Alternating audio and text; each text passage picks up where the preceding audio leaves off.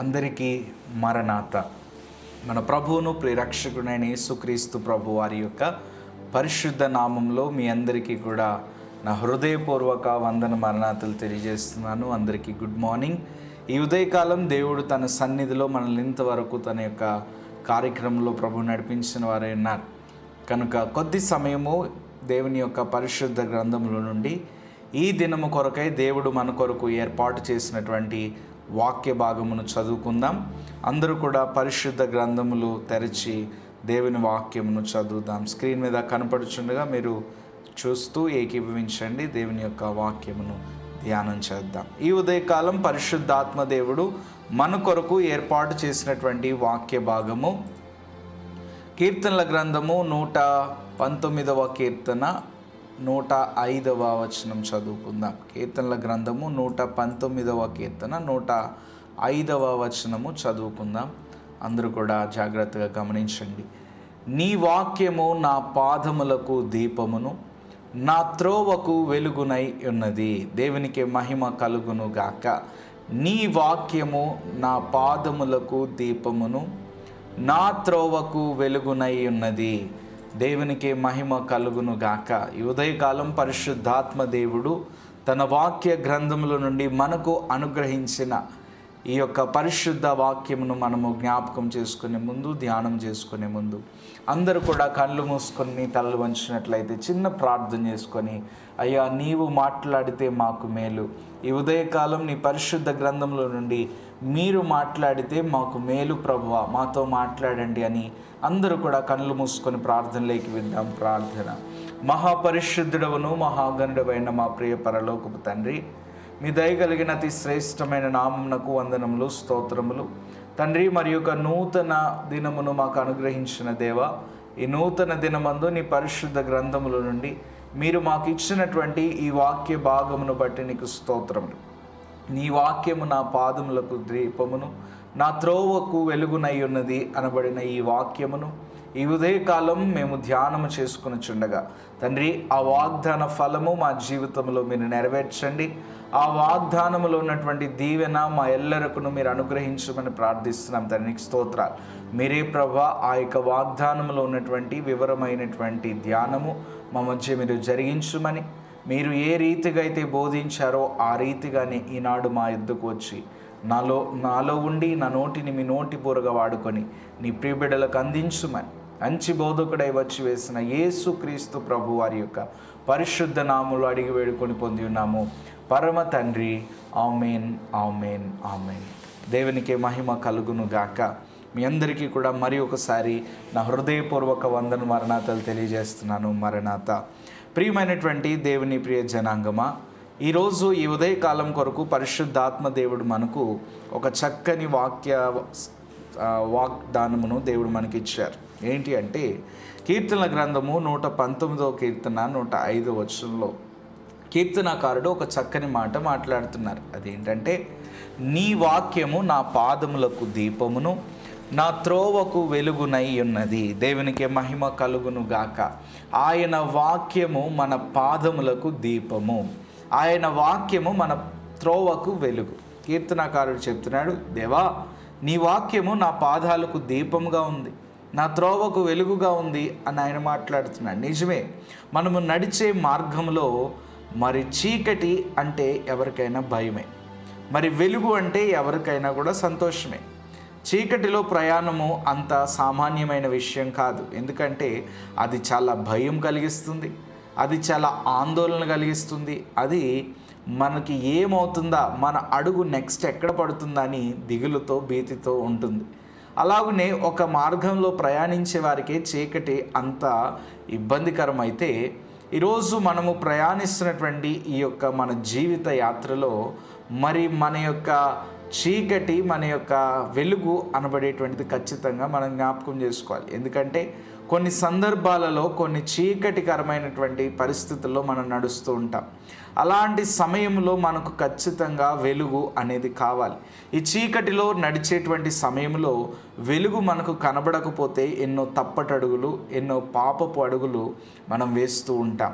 ఈ ఉదయకాలం పరిశుద్ధాత్మ దేవుడు తన వాక్య గ్రంథముల నుండి మనకు తెలియజేస్తున్న మాట ఏంటంటే, ఆయన వాక్యం మనము ఏ త్రోవలో నడుస్తున్నా, మనము ఏ మార్గంలో నడుస్తున్నా మన పాదము త్రుట్టిల్లకుండా, మన పాదం తప్పిపోకుండా ఉండాలి అంటే దానికి ఒకటే ఉంది, అదేంటంటే దేవుని యొక్క వాక్యము.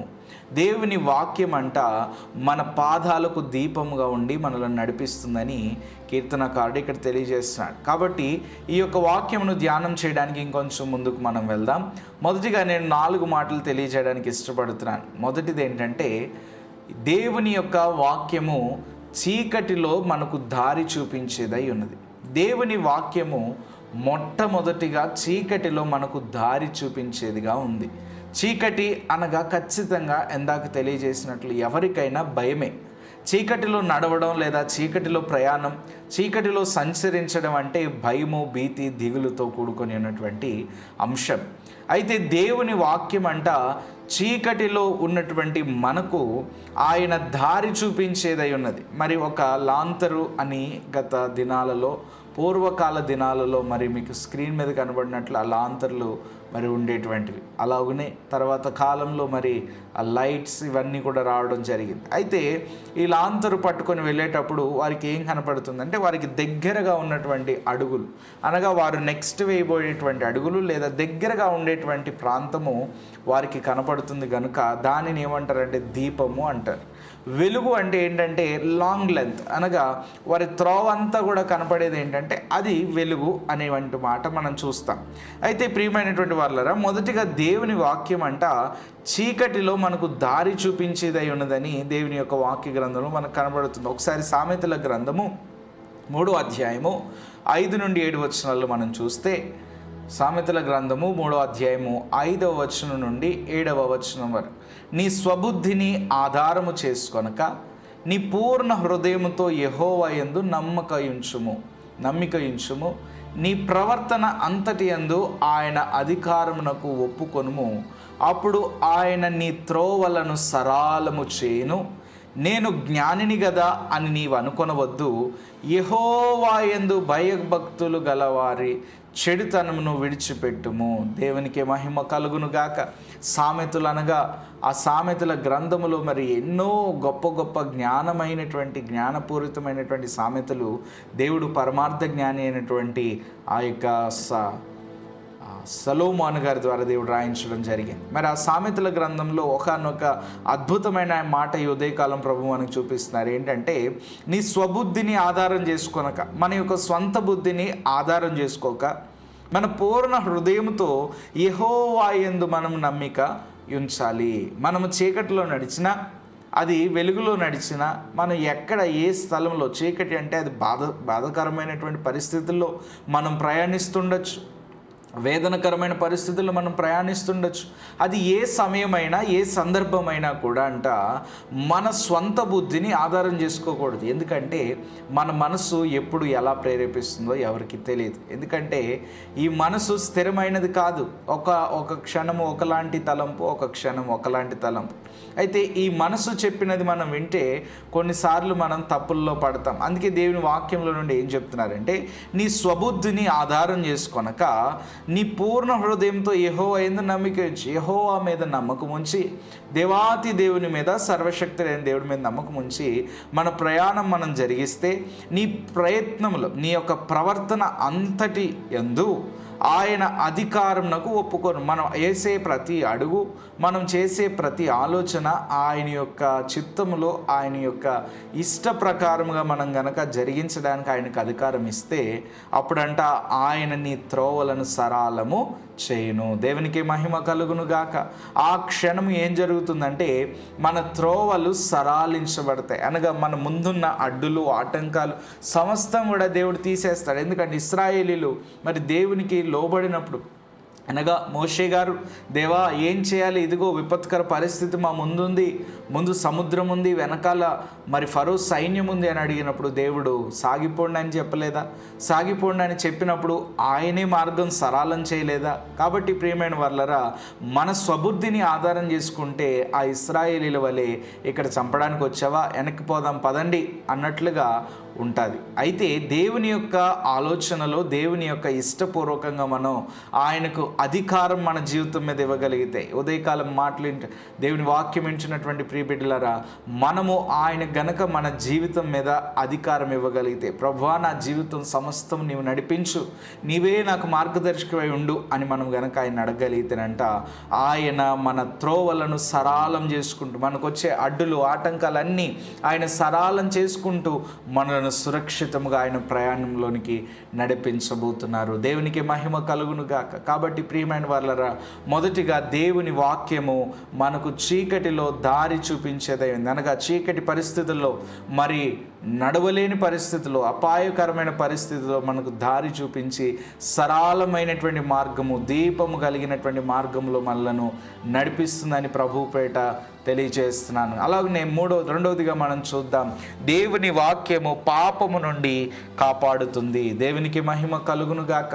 దేవుని వాక్యం పాపము నుండి కాపాడుతుంది. ఈరోజు మనిషి జీవితం, మానవ జీవితం ఎలా అయిపోయిందంటే ఈ క్షణమా రేపా అన్నట్లు ఉంది. అయితే ఈ గడియలోనే వారు చేయించిన తప్పులకు, మానవుడు చేయించిన పాపానికి అంతు లేకుండా అయిపోతుంది. ఎందుకంటే ఎటు చూచినా పాపము చేయు మార్గాలే, ఎటు చూసినా మోసం చేసే మార్గాలే. దైవజనులు అన్నారు, ఎటు చూచినా మోసము చేయు హీనాశత్రు వర్గములే, ఎటు పోవ వలయనో నేను ఎరుగని వాడనే అన్నట్లుగా దైవజనులు కీర్తన రాశారు. అంటే ఎటు చూచినా కూడా పాపము అనే మార్గమే, ఎటు చూచినా కూడా పాపం అనే త్రోవే.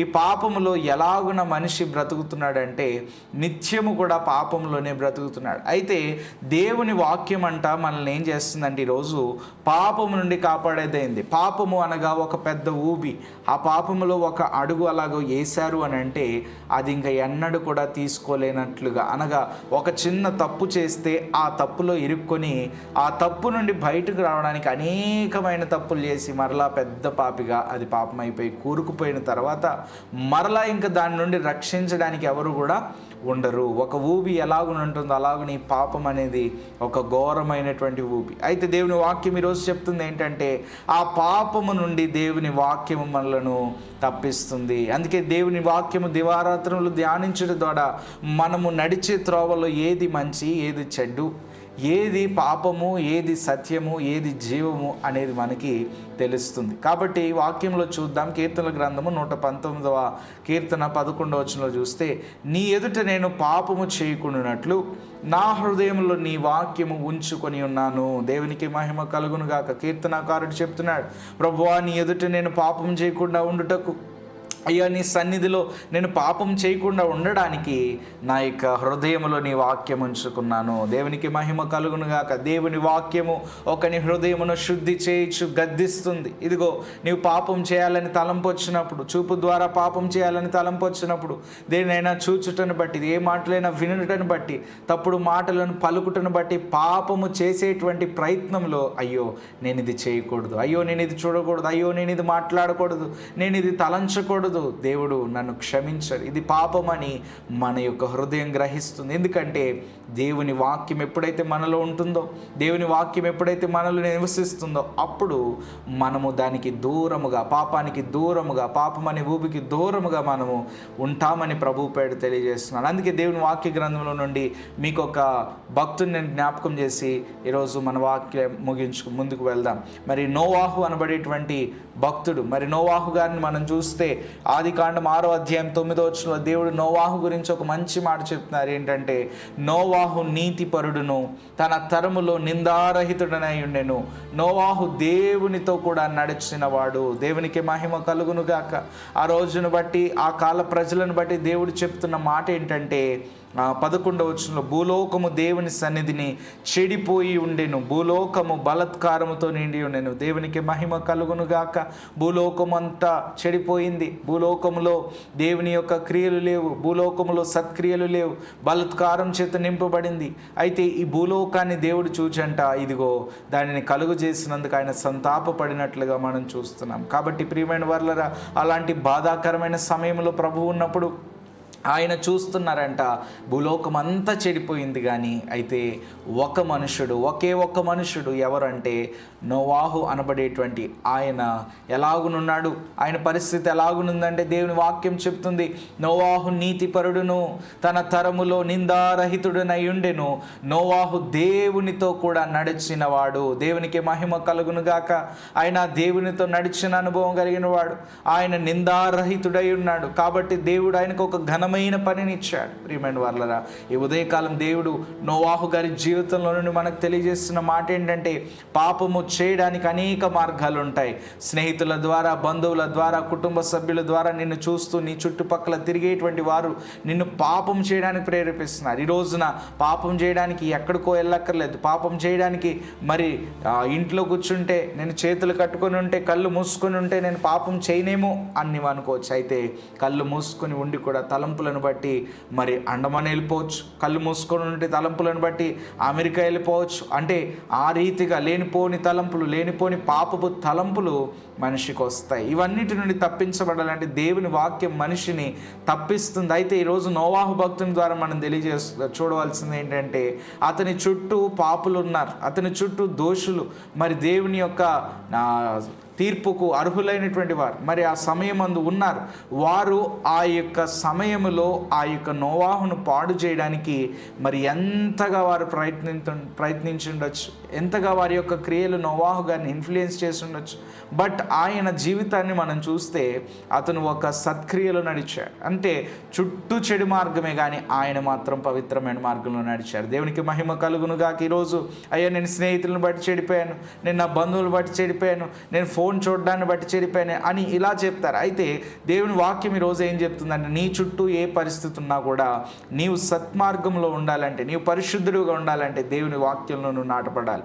ఈరోజు చుట్టూ మరి చెడ్డు మొక్కలు, చుట్టూ కూడా చెడ్డ మొక్కలు అయితే ఒక మంచి వృక్షముగా, ఒక మంచి మొక్కగా ఎవరున్నారంటే నోవాహు భక్తుడు ఉన్నాడు. అంటే ఆయన జీవితం దేవునితో నడిచినాడు. ఆయన దేవుని వాక్యం పట్ల ఆసక్తి గలవాడు. దేవుని యొక్క నామములో, దేవుని యొక్క సన్నిధిలో నిత్యం ఆయనతో నడిచిన అనుభవం కలిగిన వాడు కనుక దేవుని సన్నిధిలో ఆయన ఘనమైన స్థితిలో నిందారహితుడు అనే మాటకు అర్హుడుగా ఉన్నాడని ప్రభు పేరు తెలియజేస్తున్నాను. అలాగనే మనము కూడా చుట్టూ ఎన్ని భయంకర పరిస్థితులు ఉన్నాయి, ఎంతమంది పాపంతో ఇన్ఫ్లుయెన్స్ చేస్తున్నా, ఎంతమంది పాపపు క్రియల ద్వారా మనల్ని ఇన్ఫ్లుయెన్స్ చేస్తున్నా కూడా మనము ఏ పరిస్థితుల్లో, ఎట్టి పరిస్థితుల్లో అటు వాటికి మనము లొంగకూడదంటే దేవుని వాక్యము మనలను పాపం నుండి విడిపించేదై ఉంది, పాపం నుండి తప్పించేదైందని ప్రభు పేరు తెలియజేస్తున్నాను. దేవుని ప్రియ సంగమా, అలాగే మూడోదిగా చూద్దాం, దేవుని వాక్యము బలహీన సమయంలో బలమిస్తుంది. యెహోషువ గ్రంథము 1వ అధ్యాయము 8-9 వచనాలు మనం చదివితే, ఈ ధర్మశాస్త్ర గ్రంథమును నీవు బోధింపక తప్పిపోకూడదు, దానిలో రాయబడిన వాటన్నిటి ప్రకారము చేయుటకు నీవు జాగ్రత్త పడినట్లు దివారాత్రములు దానిని ధ్యానించిన ఎడల నీ మార్గమును వర్ధిల్ల చేసుకొని చక్కగా ప్రవర్తించెదవు. దేవునికి మహిమ కలుగునుగాక. ప్రియమైనటువంటి వారలారా, మోషే గారి తర్వాత యెహోషువ, మరి యెహోషువ గారిని దేవుడు ఏర్పాటు చేసుకున్నప్పుడు ఆయనకు కొన్ని వాగ్దానములు దేవుడు ఇస్తున్నాడు. ఏంటంటే, నీవు భయపడకు, దిగులు పడకు, నేను నీకు తోడుగా ఉన్నాను, నిబ్బరము కలిగి ధైర్యముగా ఉండు, నేను నీకు తోడుగా ఉన్నాను, మోషేకి తోడయుండి నడిపించినట్లే నీకును నేను తోడై ఉంటానని దేవుడు తన యొక్క భక్తులైనటువంటి యెహోషువ గారికి చెప్తున్నారు. అందుకని ఆయన వాక్య గ్రంథంలో కనబడుతున్న మాట ఏంటంటే, ఈ ధర్మశాస్త్ర గ్రంథమును నీవు బోధింపక తప్పిపోకూడదు, దానిలో రాయబడిన వాటన్నిటి ప్రకారము చేయుటకు నీవు జాగ్రత్త పడవలెను, దివారాత్రములు దానిని ధ్యానించిన ఎడల నీ మార్గమును వర్ధిల్ల చేసుకొని చక్కగా ప్రవర్తించెదవు. దేవునికి మహిమ కలుగును గాక. అలాగనే 9వ వచనంలో చూస్తే, నేను నీకు ఆజ్ఞాపించి ఉన్నాను కదా, నిబ్బరము కలిగి ధైర్యముగా నుండుము, దిగులు పడకుము, జడియకుము, నీవు నడుచు మార్గం అంతటిలో నీ దేవుడైన యెహోవా నీకు తోడై ఉండును. దేవునికి మహిమ కలుగును గాక. దిగులు పడకండి ప్రియమైన వారలారా. ఈ ఉదయకాలం దేవుడు మీకు ఒక వాగ్దానం చేస్తున్నారు. తన వాక్య గ్రంథములో ఆయన మనకి ఇస్తున్న వాక్యం ఏంటంటే, దేవుని వాక్యము బలహీన సమయంలో మనకు బలం ఇచ్చేదే ఉన్నది. అందుకే దేవుడు చెప్తున్న మాట ఏంటంటే, ఈరోజు దేవుని వాక్యము ద్వారా మీకు చెప్తున్న మాట ఏంటంటే, నిబ్బరము కలిగి ఉండండి, ధైర్యముగా ఉండండి. ఏ సిచ్యువేషన్లో మీరున్నా, ఎలాంటి పరిస్థితుల్లో మీరున్నా ప్రభు చెప్తున్నారు, నిబ్బరము కలిగి ధైర్యముగా ఉండుము, దిగులు పడకుము, జడియకుము.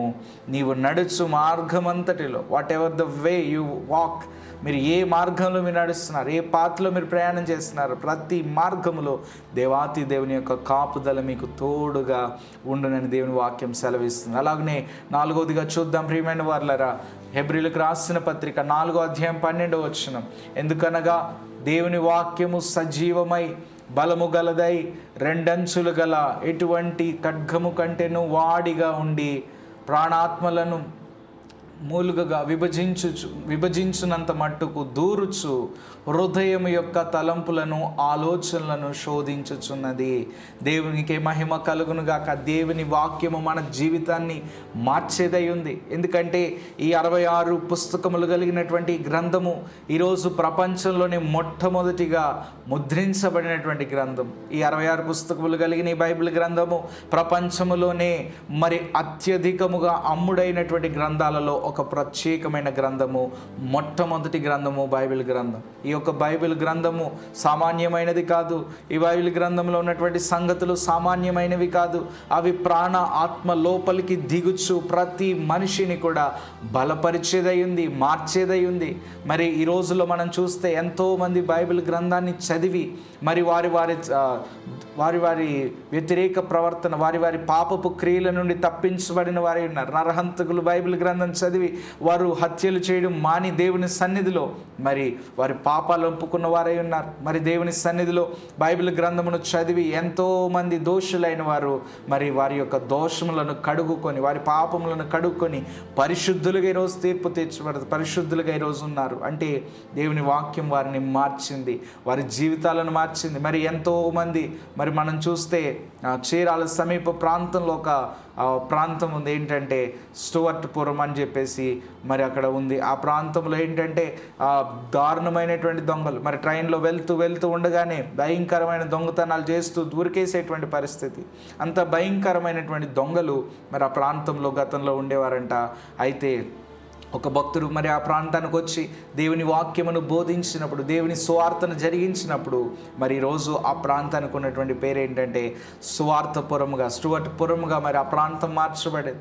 ఒకనాడు దొంగలు నివసించేటువంటి నాడు ఈరోజు ఈరోజు ఆ సువార్థికులు ఆ గ్రామం నుండి బయటకు వచ్చారు. మరి దేవుని యొక్క పరిశుద్ధులుగా వారు మార్చబడ్డారంటే దేవుని వాక్యం వారిని మార్చింది కాదా? కాబట్టి ప్రియమైన వారులారా, జాగ్రత్తగా గమనించండి. దేవుని వాక్యము మన పాదములకు దీపము. మొదటిగా చూద్దాం, దేవుని వాక్యం మన పాదములకు దీపము, ఆయన చీకటిలో దారి చూపిస్తుంది. రెండవదిగా మనం చూస్తే దేవుని వాక్యము పాపము నుండి మనలను కాపాడుతుంది. దేవుని వాక్యము బలహీన సమయంలో మనకు బలమిస్తుంది. అలాగనే దేవుని వాక్యం మన జీవితాన్ని మారుస్తుంది. దేవునికి మహిమ కలుగును గాక. ఎలాంటి పరిస్థితులు మీరున్నా కూడా మీ జీవితాన్ని దేవుని వాక్యము మార్చేదై ఉన్నదని ప్రభు పేరు తెలియజేస్తున్నాను. దేవునికి మహిమ కలుగును గాక. అలాగనే చివరిగా ప్రియమైనటువంటి వారులారా, ఈరోజు దేవుని వాక్యం మనల్ని ఎంతగా నడిపిస్తుందని మాటలు మనం విన్నాం. అయితే ఈరోజు మనం జ్ఞాపకం చేసుకోవాల్సింది ఏంటంటే, దేవుని పరిశుద్ధ గ్రంథంలో భక్తులు తెలియజేస్తున్న మాట, దివారాత్రములు దానిని ధ్యానించువాడు ధన్యుడు.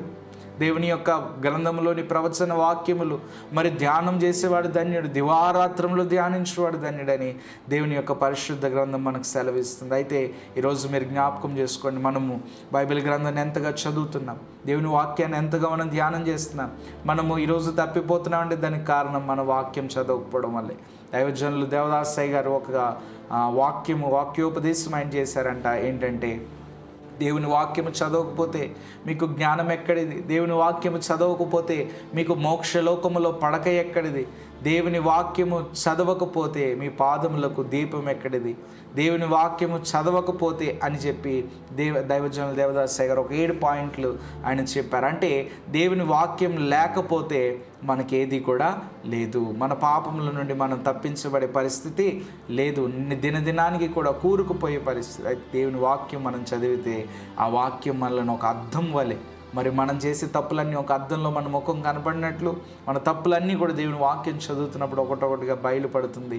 అప్పుడు పశ్చాత్తాపపడ్డాన్ని బట్టి దేవుడు మనలను రక్షించేవారై ఉన్నారు. కనుక ఈరోజు జ్ఞాపకం చేసుకోండి. చివరిగా మీకు ఒక ప్రశ్న ఏంటంటే, ఈరోజు మీ చేతిలో మరి ఫోన్ ఉందా, లేకపోతే దేవుని వాక్యం ఉందా?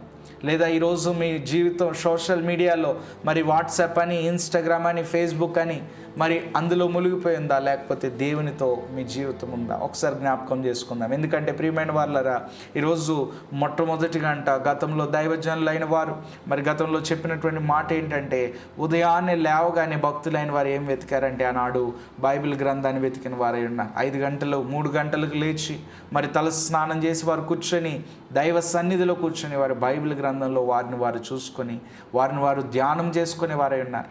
దేవుని వాక్యం ద్వారా నింపుకొని వారై ఉన్నారు. అయితే ఈరోజు ఎలా అయిపోయిందంటే పరిస్థితి, లేవడం మంచం మీద ఉండి తడుముకుంటున్నారు. దేనికోసమో తెలుసా?